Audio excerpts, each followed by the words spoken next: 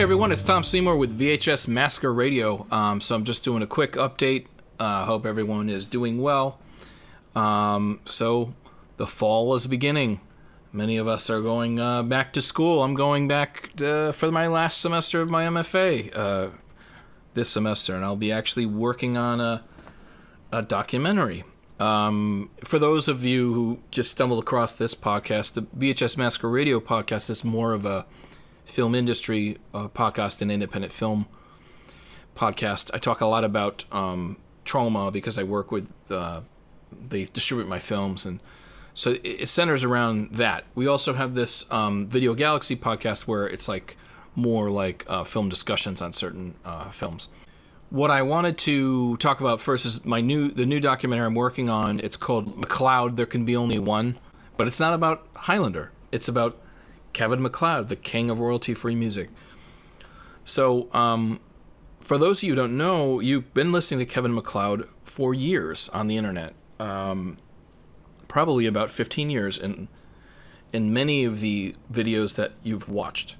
Kevin has provided 2,000 songs for free on his website, Incompetech, that anyone can use. And as long as you gave him credit, there was no licensing fee. The thing is, not really anyone knows much about him. They kind of just take the music, and many are appreciative, but they don't know what he looks like, they don't know where he lives, they don't know anything about him. So I thought to myself, well, I think that is a good basis for a documentary, considering many people believe it's possible he's the most listened to musician in history. And the reason being is because of the way the internet works. One site on one YouTube channel has 500 million listens. And that is strictly for people listening to Kevin's music who would then pull it down and put it in their own video. Now, considering that the average YouTube video has 8,000 views, you can actually see the math on that, how even if half the people on that used one of the tunes that they listened to in their own song, you get to the point where it's billions and billions and billions, tens of billions, hundreds of billions. And that's just one channel that offered his music. There are many, many that offer his music specifically for people who are then going to reuse the music. So anyway, you can go down a rabbit hole with the numbers. But the most ironic thing is that he's the only person who could know that, really. These things are very hard to track down. Even with the web ID of the song, you get into a situation where the stuff is used on video games. It's used on podcasts. It's used on lectures, college lectures, which I think is an excellent idea. So anyway, stay tuned for that. It's going to feature interviews with John Brennan from The Last Drive-In, with Joe Bob Briggs. It's going to have a little Lloyd Kaufman segment. Composer and producer Tim Coolig, myself, I'm going to be in there, and many others. So that's something to look forward to. This is not a feature like my other ones. I haven't done a short in a while, but I think I'll be able to. Troma now might be able to carry that. That being said, the Shakespeare's Shitstorm, Lloyd Kaufman's newest feature, is doing really well. Premiered at Fantasia Fest last week, I believe it was. The reviews have been great, and they're saying that it's actually a reflective piece. Lloyd's looking back on his career a bit, which is interesting. So Shakespeare's Shitstorm, it's like a Shakespearean.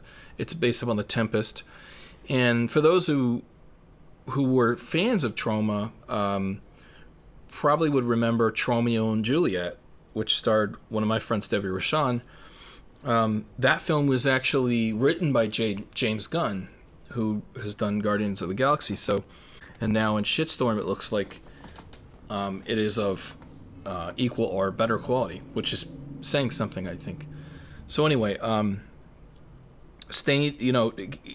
updates, look on the Troma.com site, and they'll kind of put you in touch with what the latest virtual screening dates. So on to VHS Massacre 2. So, my latest feature-length documentary, VHS Massacre Too, it's a follow-up to the original VHS Massacre, and the reason why I made it is I thought there was a lot more to say, especially about the way that independent films were treated on streaming sites. So in 2018, for example, they deleted thousands of independent films off of Amazon Prime for some quality standards, some vague quality standards, and they wouldn't allow you to re-upload, right? So if you just said, okay, I'm going to remaster it and I'm going to re-upload it, well, they wouldn't allow it. So it really wasn't about community standards. It was about censorship of independent content. And so that is one thing that was featured in VHS Massacre, and it brings up a larger issue with things like YouTube, where people's opinions are actually being censored and channels are being deleted. And you can say, well, if someone has some extreme opinion, then fuck them. And, that's fair to some degree. But I think what is happening is there's a lot of good content that is getting deleted. So you're kind of throwing the baby out with the bathwater. One of my favorite channels was All Time Conspiracies. And it wasn't crazy stuff. I mean, they would have stuff on UFOs and Bigfoot and ancient alien stuff. It wasn't harmful. And the hosts made sure that they were responsible about not positioning the content as if it was 100% true. It was like, this is a funny conspiracy we heard about. Well, that whole channel it wasn't deleted, but it was demonetized, and then the content became unsearchable. And this was part of a collective of channels that you probably all have heard. Like, there's All-Time Top 10, there's All-Time Scary Stories, and this one was All-Time Conspiracies. Well, the guys who started that had to...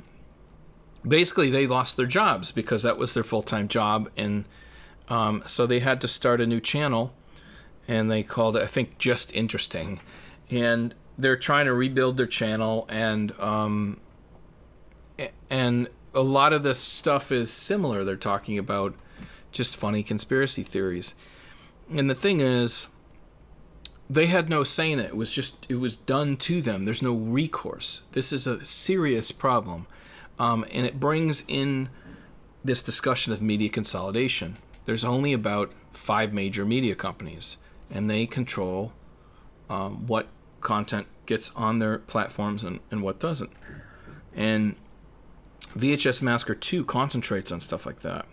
Like, you might be saying, well, that's not true. I love A24 films. I love, Blumhouse films. No, none of that's independent. What happens is the large companies, I mean, some of them are AT&T, Time Warner, Disney. You have the new players are sort of Amazon. Netflix is a monster now. Google with YouTube and all that stuff. What you have is a situation where the content is controlled, and so you get situations where you can be just deleted. The biggest sort of ruse is that people believe that independent film is healthy in this nation, and it's really not. Like, if you think A24 is independent, you're wrong. They put out more movies than Disney. They're funded by billionaires. The word independent, as Lloyd Kaufman said, has literally been stolen away. Exploitation films, as in market exploitation, were films that the mainstream studios just wouldn't make. So initially that was a film like Reefer Madness, which was like a pothead movie. The reason why they call it market exploitation is because that film in particular was made as an educational film called Tell Your Children. And then later, when the drive-ins came to play, they rebranded it and then called it Reefer Madness for the potheads. For there was a time where the studios didn't really want to make biker films, so the exploitation film movement made Roger Corman made trashy biker films. But then later that became Easy Rider, right? So then that was indistinguishable from the actual independent film movement of the 60s and 70s, or the 70s rather. Similar to things like blaxploitation. If you didn't have like Through the Hard Way or Shaft or Dolomite, things like that, you would not have Black Panther. You would not have Luke Cage. So you need the exploitation films in the United States to be able to make money, because you need them to do what the studios will not, to have a diversity of opinion.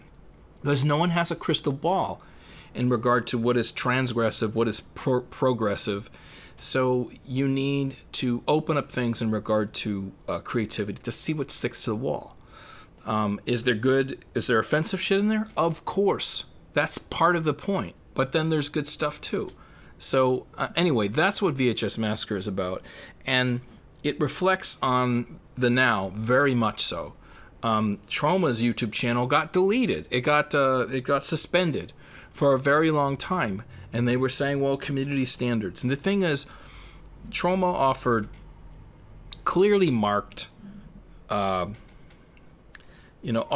and unrated films that people could watch for free on YouTube.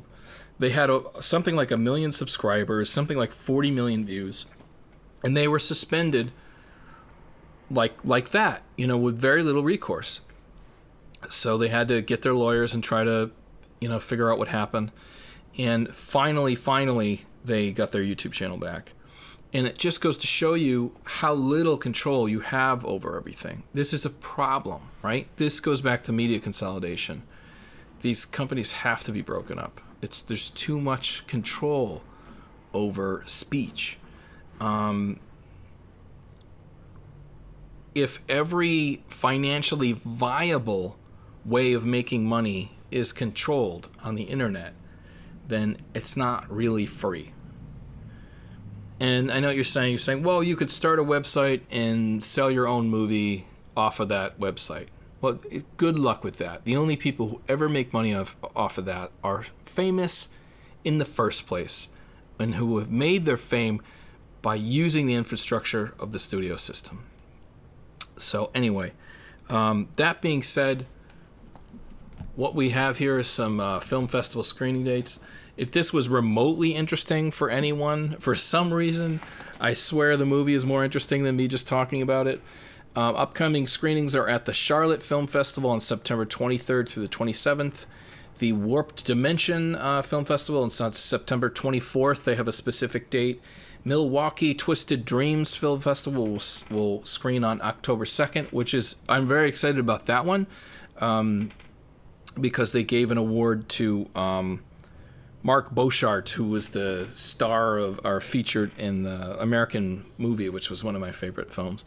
And also in England, in Abbeydale, England, the Spirit of Independence Film Festival will play us on October 15th through the 19th. There'll be more specific dates. So that being said, more about the Charlotte Film Festival. That's actually a large city film festival, so it's exciting because when I started to enter film festivals was with this movie, I was thinking, it's a sequel to a VHS documentary. I wasn't really sure how many people had seen it, but apparently the first one really got around. It was playing on Mubi, which was especially exciting because that's sort of a high-end art website. So they're playing VHS Massacre and Toxic Avenger, and I was like delighted. But I was like, why would they even play our these movies? And I'm in an MFA program, and a few of the students were like, "Oh, I saw your movie on Mubi. Congrats!" And I was like, "That's kind of amazing." So anyway, so that's when I was making the second one, I just saw how things didn't seem right in something that I had participated in most of my adult life, which is independent filmmaking. So the goal was to enter film festivals that was smaller and would take some kind of documentary about independent horror films, B movies, stuff like that.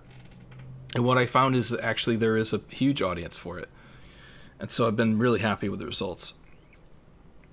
So anyway, that's about all I have for now. Thanks for listening, and I should have a new Video Galaxy episode up in the next few days with Chris and Chris. Thanks for listening. We'll see you next time.